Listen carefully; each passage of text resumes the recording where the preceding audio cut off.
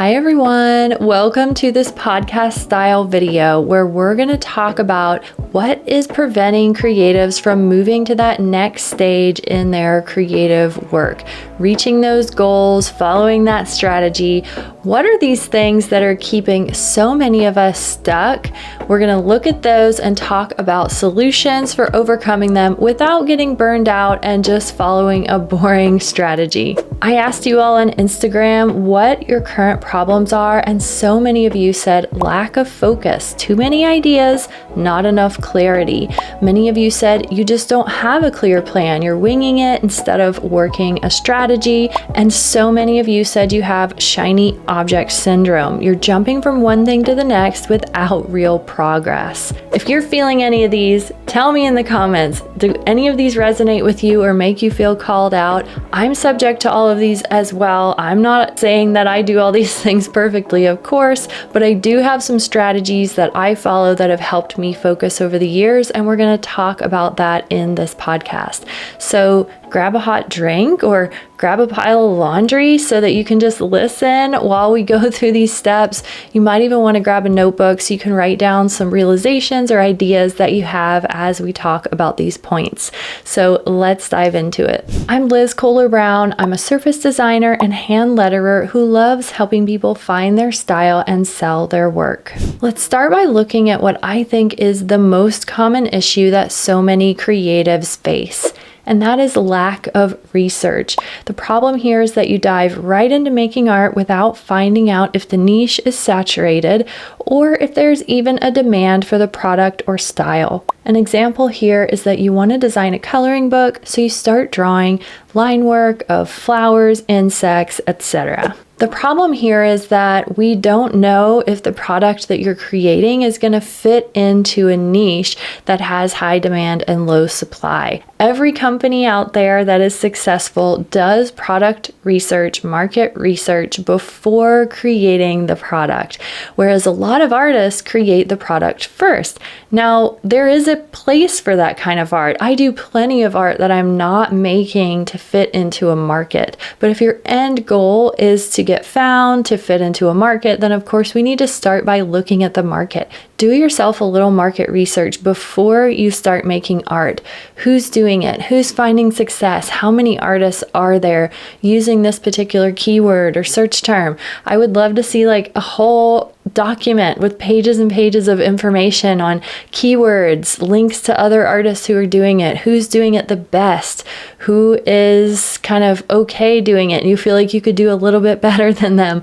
All that stuff you should have written down and understand before you start making that art. The takeaway here is that a bad strategy is better than no strategy. So even if you're not a professional researcher, go ahead and do a little bit of research before you make your art. This can literally be a 30-minute process on your phone, sitting on the couch, having a cup of tea and just searching around to see who's already doing the thing you want to do so you know what the current market expectation is. Next is a belief in your own ideas. People have told you that your art, ideas, or strategy isn't good, and you've taken it to heart. You've internalized it and repeated it in your head as truth. An example here, your high school art teacher told you that you just don't make art that has emotion or feeling, so you should stick to a graphic design or office job. Whenever I talk about this sort of thing, I get so many messages and emails from people who are saying, yes, here is who said something like this to me. A parent, a teacher, a friend, a spouse.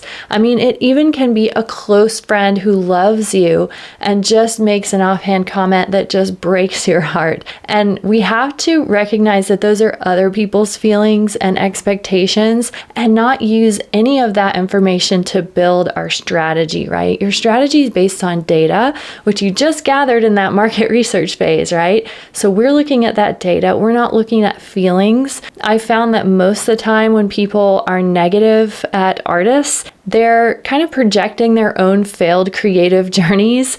Like, you're never going to make this work. Nobody makes money making art. I mean, we've heard it all, right? Tell us in the comments, what have you heard and who did you hear it from? I've had so many, I'm not even going to go down that negative spiral, but you guys get the point. None of that stuff goes into your strategy. The takeaway here is that being successful takes a stubborn and seemingly irrational confidence and persistence that some will see as unhinged. So yes, it's okay to be a little unhinged when it comes to developing your art business. I mean, it's pretty wild and out there to say you're going to make stuff and people are going to buy it, because there's no direct proof or product research that you can say my art will be marketable. You just have to trust that it will be and start with that research so you know that you at least have a hole to fill with your art. Before we move on to the rest of the points, I want to mention my Focus and Thrive workshop that's coming up. This has batching strategies that I use on a daily basis. I show you how I repurpose marketing content, talk about how I use AI for non-creative tasks to make spreadsheets, organize files, and stop doing things that you're not good at. This workshop is designed specifically for creatives who want to grow their business without the overwhelm. Everyone who joins my membership before December 1st will get access to this workshop. This is a benefit of being a member. We do an annual planning workshop every single year at the end of the year, and this one is all about focusing and thriving. So if you've got that shiny object syndrome, can't make decisions, don't know how to build your strategy, come to the workshop, join as a member. You can also get a discount by joining during that Black Friday period. So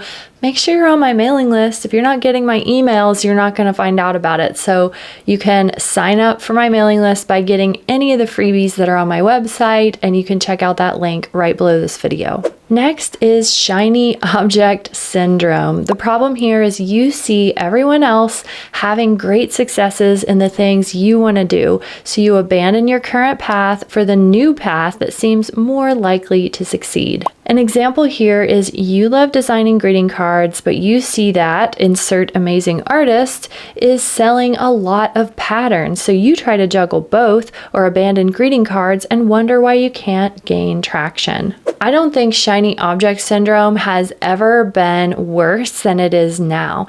We have on our phones access to everything in the world. What every artist is making, every process, every success, it's so overwhelming. So you either have to decide, this is my strategy and I am not compromising on it. If you know for yourself that you are not capable of doing that, I think what you have to do is like a social media blackout. Even if it's for a temporary period, delete the app. Just delete it and say, you know what? I am not going to get that shiny object syndrome. I'm just going to focus on what really fills me up and excites me for blank months or blank years until I find the success that I want. There is no right path except for the one that you choose. But if you choose more than one path, you'll never get to your destination. I'd like to actually picture this like a real map or a real journey. It's like, I want to go to the restaurant and I'm going to choose 10 different ways to go to the restaurant. How are you ever going to get there?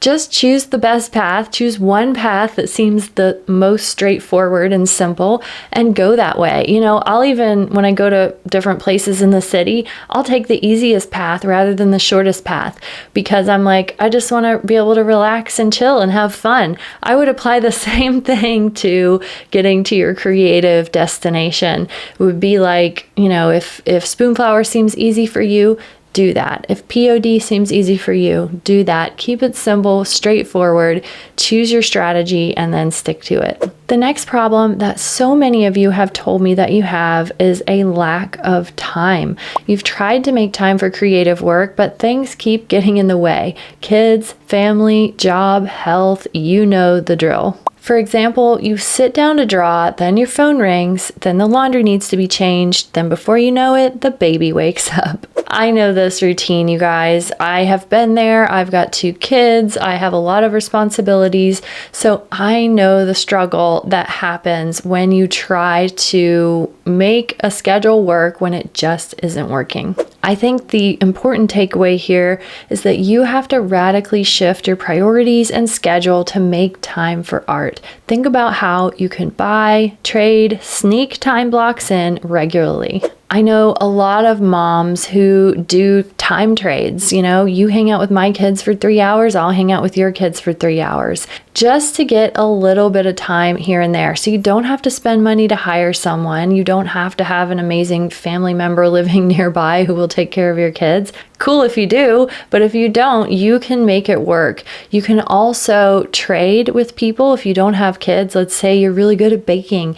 You can say, hey, I will bake you 3 loaves of bread if you will do this other thing for me, and it will save me time in this way. So there's so many creative ways to get time. Sometimes also it's a matter of being aggressive about asking for time from someone else. When I was working a full-time job, 40 hours a week, I got to the point where I realized I just never had time to make art. And I went and talked to my boss and I said, I really want to make this job work, but what I really need to do is work less hours. I need to have a day a week that I can just be creative and not have to think about work all the time. And they let me go down to 4 days a week. Just having that one day made such a huge difference in the journey of my art. I think it's really the beginning of my whole success in art, was saying this one day a week is just for me and my art. So if you can make that work, move your schedule around, do whatever you can to get more time blocks for your art. And when I say time blocks, I mean at least 2 hours. I don't believe in the whole 20 minutes here, 30 minutes there. I think it takes us at least 30 minutes to get into the deep work zone. So I would say 2 to 3, 4 hours is the best scenario. The next common problem I hear about is no strategy. The problem here is that you keep making art and occasionally copying the people you see succeeding online, but you've never committed to your own strategy long term. An example here is you design patterns, then decide what to do with them, like licensing, POD, printing, and selling products. So you aren't designing for a specific use. The problem with not having any kind of strategy or not knowing what you're making your work for or where it's going to live in the world is that it's really hard to make the right kind of work, because every format, different products, different websites will require different sizes, different file types. There's so many things that are specific to each way that you share your work. So I think the first step is to choose either a product, let's say calendars or mugs, or a platform, let's say Spoonflower or Redbubble. So once you choose that avenue, then you know how big your work should be, what file format, what color space, CMYK versus RGB, and what the audience is. So much gets easier when you just make that initial decision of like, what am I making my art for? Where is it going to live in the world? The takeaway here is that it's time to determine your own strategy and stick to it for a long period of time. You could make any strategy work, but if you never commit, it will never happen. That is why I created the Focus and Thrive workshop, because I wanted to spend a couple hours with you all going deep into this process, getting deep into your mind, your style, your beliefs, your thoughts, all of those things that are going to influence the strategy and the kind of work that you make. So come join us in the membership before December 1st. If you join during Black Friday, you're going to get a little discount if you're on the mailing list. Only people on the mailing list are getting that. So go ahead and sign up for any freebie on my website to be sure that you're on my mailing list. Now, let's look at a question that you all have asked me down in the comments. I love this question by Holly by Design. How do you find a trending search term? This is such a good question, Holly. It is something that every designer needs to understand if they want to make work for selling on specific platforms. For me, you don't need to pay for all the tools. The tools are just a way of gathering a lot of information at once. So you don't have to pay for a subscription or a tool or anything unless you just want to. to. What I do is the old-fashioned way, you guys. I go to the website and I search it like a customer, because what I want to know more than anything is, what are customers seeing? So I go type words and phrases that are artwork concepts that I might want to make, like vintage botanical, art nouveau, things like that are my style, my vibe, greenhouse, I love stuff like that, seed packets. So I will do a deep dive on all the kind of search terms that I love. I always start with what I love. And then what I want to know is, who's doing it? Are a lot of people doing it? Are, 5,000 designs out there on that term? Or maybe it's 5 or 10. I've discovered some amazing search terms doing this kind of research. And it's like nobody's covering them because they're not the big well-known ones like flowers, botanicals. Like, yeah, everybody knows that. Go a little deeper, go into hobbies, interests, niches that only a few kind of weirdos know about, science people, math people, gardening people, all these people who are like, this is my thing, this is my tribe. That's what you want to find. So start with your interests, start with what you love, make a big list of those. And then, just like we said at the beginning of this video, do that research, make a report on what is going on with each of those terms. So tell me what you find when you do that in the comments below this video. If you liked this video, you might also like my videos on finding the best way to sell your art without burnout, and 0 to 10K, the mindset and strategy to grow your art biz. I'll see you all next time. Bye.